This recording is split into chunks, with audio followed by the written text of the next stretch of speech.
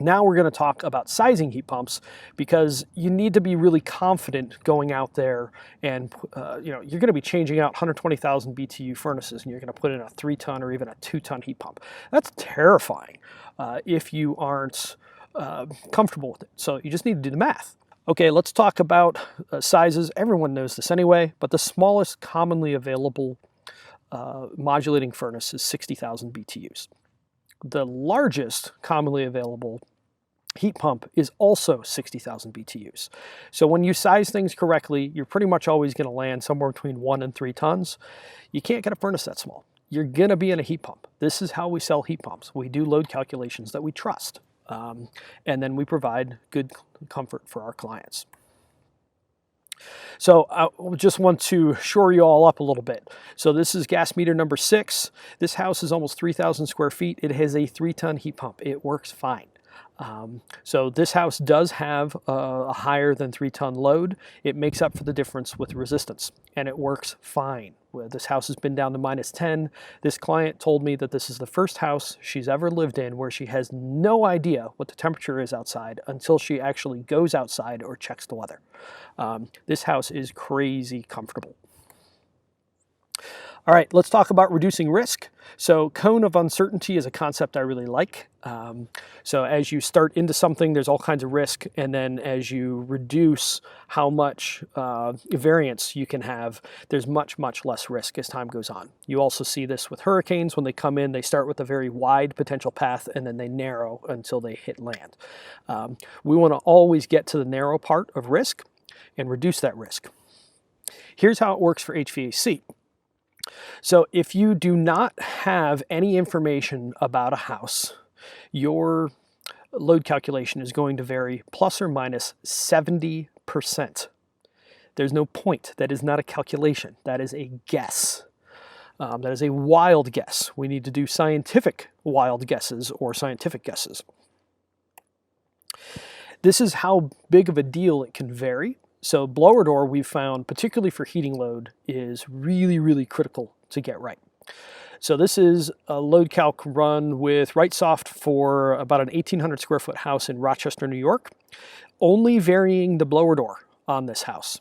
So if we model it a bit on the tight side, that's not obscene. That's a number that we can usually retrofit to, a 1,500 blower door. That house is a 2-ton house with a heat pump. Rochester, New York, not California. The house as it stands now is a 3-ton house with a modest blower door of 2,100. To make the current furnace, which is a 70,000 BTU furnace, right-sized for that house, we have to triple the air leakage on that house. So that furnace is misapplied.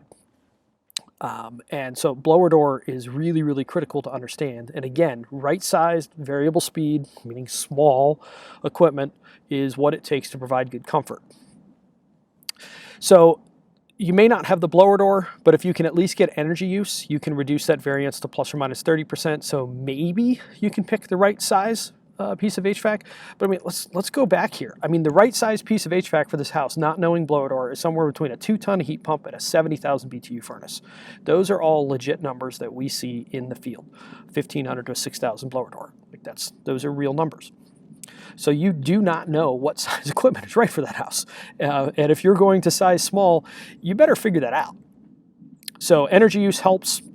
What you really want is energy use plus blower door plus client information, namely where do they set their thermostats in the summertime and in the wintertime. That's going to get you down from plus or minus 70%. So this huge variance down to 30 and now down to 10.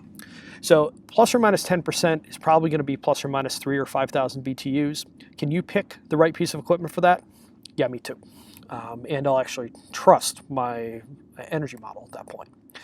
And this is what happens to risk as we do that. The risk falls off. So now you are confident selling the equipment, the client is confident buying the equipment, and then you're going to get a nice review out of them later. And you're more than likely going to be able to sell them a higher end, higher margin piece of equipment. Now there are risks here. so this is why you want to be sure you do this. High winter electric bills are quite possible. I've seen a couple of misapplied heat pumps in Cleveland, and they got $1,000 electric bills in January and February. And we have cheap electricity, about half of most of California's price. So to get to $1,000, that's pretty impressive. It's very, very important to avoid those bad experiences because they don't scale. People that have bad experiences tell about a dozen other people. People that have good experiences typically tell about 2. So we need to avoid those bad experiences and reduce risk. All right, let's talk a little bit about blower door. So the easiest way to understand blower door leakage is a quick and dirty ratio. Is if you have a 2,000 blower door on a 2,000 square foot house, that's a 1-to-1 ratio. That's decent. That's a B- or a C+. Pretty typical for houses, say 1990 to 2010, something like that. If you test older houses, you're routinely going to see 2-to-1 and 3-to-1 ratios. So that would be a 4,000 or a 6,000 blower door on a 2,000 square foot house. That can happen. Just tested a 2,000 square foot house in Oakland. It was an older one, over 100 years old, had a 10,000 blower door on a 2,000 square foot house. So these numbers actually happen. Now, if you get a very tight house, 1,000 blower door on a 2,000 square foot house, good new construction can routinely hit that kind of number.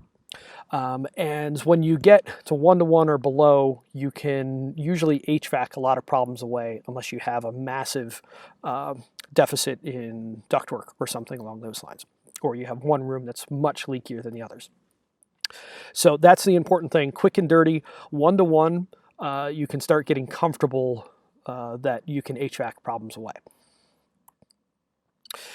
And again, cone of uncertainty, we want to have all of that information.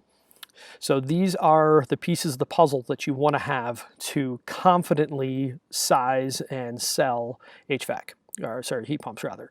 So you need to know the blower door, energy use, number of occupants, where they set the thermostat at different times of the day, what their insulation levels are, ballpark, and decent idea of what their window specs are. Single pane versus double pane may be enough to get you in the ballpark. I know that sounds crazy, and it is more ticklish for a cooling heavy climate like California, but windows aren't nearly as important as people think they are. And if you have those pieces of information, you can run a load calc in 10 minutes. So I did this with a program called EDS Auditor. Cool Calc also works pretty well and is pretty quick. You don't usually need to do a full Wrightsoft multiple hour workup, especially not for a change out. So just get a good idea so that you're comfortable and your client is comfortable on what size you're recommending. Most importantly, you want to get paid to collect this info, because if you do this for free, you're going to go out of business.